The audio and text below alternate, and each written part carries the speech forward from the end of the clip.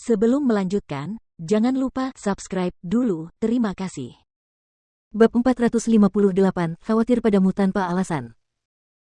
Seng Xiao pernah menyebutkan sebelumnya bahwa dia akan mencoba mencari tahu apakah kakak ketiganya ingin melarikan diri dari perjodohan yang telah diaturnya, dan jika dia melakukannya, dia akan mencoba membawa kakak ketiga dan orang tuanya keluar dari keluarga Seng.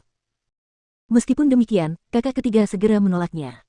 Mengambil presiden atas kepergianmu dari keluarga, lelaki tua itu sekarang menyimpan dendam yang dalam terhadap pengkhianatan terhadap keluarga Seng. Tentu, aku bisa lolos dari cengkeramannya, tetapi orang tuaku tidak begitu ingin mengubah gaya hidup mereka. Itulah sebabnya aku tidak mengambil risiko, dan tidak ada yang salah dengan menikahi orang yang setengah bodoh. Siapa tahu, mungkin hidupku akan menjadi lebih mudah setelah itu. Kakak ketiga, Mukiki memanggil kakak ketiga melalui telepon. Ini menyangkut sisa hidupmu. Apa kau yakin tentang ini? Sebenarnya, kamu harus memikirkannya seperti ini, bukankah Nona Hu juga sedikit tidak bersalah dalam hal ini?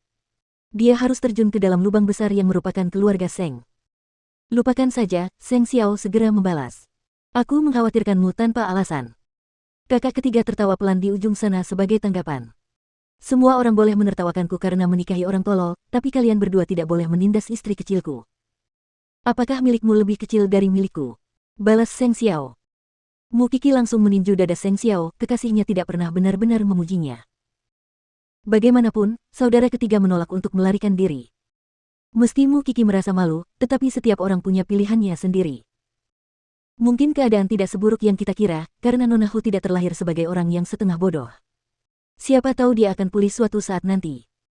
Mukiki masih menaruh harapan. Itu adalah sesuatu yang langka yang ditemukan Seng Xiao dalam dirinya. Meskipun dia telah melihat semua keburukan yang ditawarkan dunia, dia masih mempertahankan kemurnian dalam hatinya sendiri. Tidak ada yang tahu apakah sikap positif itu datang dari Seng Jianchuan. Meskipun demikian, kita harus mengakui bahwa surga tampaknya bias ke arah optimisme. 2 hari kemudian, Old Seng mengatur agar kakak ketiga bertemu dengan wanita muda dari keluarga Hu. Karena kebutuhan khususnya, Nona Hu membutuhkan pengawalan dari para pelayannya setiap kali ia meninggalkan rumah, tetapi kali ini berbeda. Selain itu, keluarga Hu ingin melihat apakah kakak ketiga dapat menerima Huran dan merawatnya, sehingga hanya meminta para pelayan mereka untuk mengawalnya sampai setengah jalan. Di sisi lain, Seng tua terlalu khawatir untuk membiarkan kakak ketiga pergi sendirian karena ia takut cucunya akan melarikan diri. Oleh karena itu, ia memerintahkan kepala pelayannya untuk ikut serta dan membawa Nona Hu kembali ke kediaman Seng sebagai tamu, sehingga keluarga itu dapat mengenalnya lebih cepat juga. Kakak ketiga tidak protes, dan membiarkan kepala pelayan mengantarnya sampai ke gerbang keluarga Hu. Tak lama kemudian, anggota keluarga meninggalkan gerbang baja. Para pelayan menuntun Huran dengan tangannya dan menyapa kakak ketiga di dalam mobil, Tuan Muda Ketiga. Kami akan menitipkan Nona muda keluarga kami padamu. Dia tidak punya hal yang tidak disukai, tetapi dia akan menunjukkan kepadamu jika dia tidak menyukai sesuatu. Lagi pula, tidak peduli seberapa rusaknya dia, kecerdasannya setara dengan anak berusia 11 tahun, bukan balita. Kakak ketiga mengangguk sebagai jawaban, lalu turun dari mobil untuk secara pribadi mengawal calon istrinya naik ke atas mobil.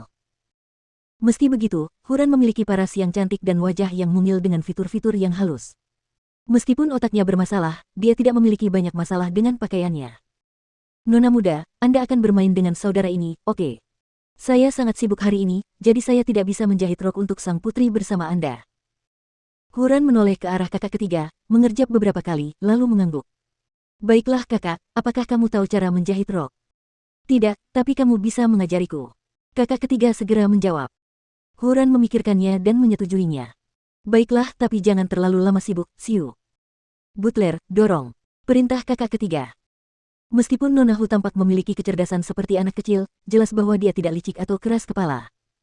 Jika hanya itu yang ada, kakak ketiga berpikir bahwa dia dapat sepenuhnya menerima istri kecil seperti dia. Sementara itu, kepala pelayan memperhatikan pasangan itu lewat kaca spion. Sejujurnya, dia merasa kasihan pada kakak ketiga. Selama 2 hari terakhir, berita tentang perjodohan antara keluarga Seng dan keluarga Hu telah menyebar seperti api. Sekarang, semua orang tahu dan mengejek kakak ketiga bahwa tuan muda dari keluarga penting harus menjaga seorang putri yang setengah bodoh.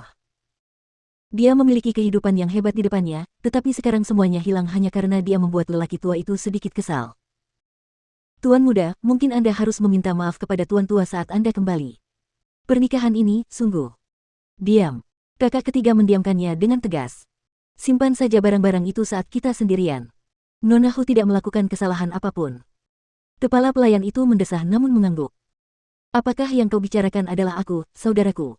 Huran bertanya kepada saudara ketiga dengan polos, sambil memegang mainan kesayangannya. Kamu butuh kain apa untuk gaun itu? Aku tidak tahu, tapi kamu bisa memberitahuku supaya kita bisa mendapatkannya sekarang, oke? Kakak ketiga dengan sopan mengalihkan perhatian Huran, karena dia ingin memperlakukannya sebagai pasien dan bukan orang bodoh. Itulah sebabnya dia tidak berbicara kepada Huran seperti orang dewasa tetapi sebagai orang yang setara, atau dia hanya akan memperlebar jarak di antara mereka di dalam benaknya. Baiklah, aku akan mengantarmu ke sana. Dan seperti yang diduga, perhatian Huran teralih. Baiklah, apalagi yang ingin kamu lakukan selain membuat pakaian untuk sang putri? Manga. Huran segera mengangkat tangannya sebagai jawaban. Dan, kerajinan tangan. Tentu saja, itu semua adalah hal yang disukai para gadis. Meski begitu, kakak ketiga mengangguk dan berkata pada kepala pelayan, pergilah ke suatu tempat di mana kita bisa mendapatkan bahan-bahan manga dan kerajinan tangan yang bagus. Oh, kepala pelayan itu mendesah. Mengerti. Simpan saja. Aku akan memetiknya sendiri saat kita sampai di sana. Sementara itu, Huran nampaknya tidak menghiraukan kakak ketiga, dan bersikap seolah-olah dia tidak mendengar percakapan pria itu. Meski begitu, kesan pertamanya terhadap tuan muda ketiga cukup memuaskan. Setidaknya, dia tidak bersikap angkuh dan sombong, belum lagi sudah sangat jarang dia tidak mempermalukannya saat pertama kali bertemu. Meski begitu, kakak ketiga bisa saja hanya berpura-pura pada pertemuan pertama mereka. Maka dia pun memutuskan untuk menampilkan pertunjukan yang memukau saat mereka tiba di kediaman Seng untuk menguji sifat asli pria itu, dan mengungkap apakah dia berada di pihak malaikat atau setan. Lagi pula, sifat manusia tidak mudah disembunyikan ketika datang pada keadaan yang tiba-tiba. Segera mereka kembali ke kediaman Seng. Meskipun keluarga Seng tampak menyambutnya dengan hangat, mereka semua memikirkan hal yang sama, haruskah mereka memberikan sambutan hangat seperti itu untuk seorang yang setengah bodoh? Tetap saja, tak seorang pun berani berbicara ketika Old Seng ada bersama mereka. Saat kakak ketiga dan Huran turun, dia secara refleks bersembunyi di belakangnya saat melihat begitu banyak orang di kediaman Seng. Mengapa ada begitu banyak orang, saudara? Semuanya akan baik-baik saja. Kita tidak akan melihat mereka lagi. Kakak ketiga segera membawanya ke lapangan golf, dan Huran tampak gembira melihat hamparan rumput yang tak terbatas. Ia segera duduk, dan mengeluarkan manga yang dibelikan kakak ketiga untuknya. Bolehkah aku membaca di sini sebentar, kakak? Tentu saja. Katakan padaku segera jika kamu merasa kedinginan. Huran tersenyum dan mengangguk.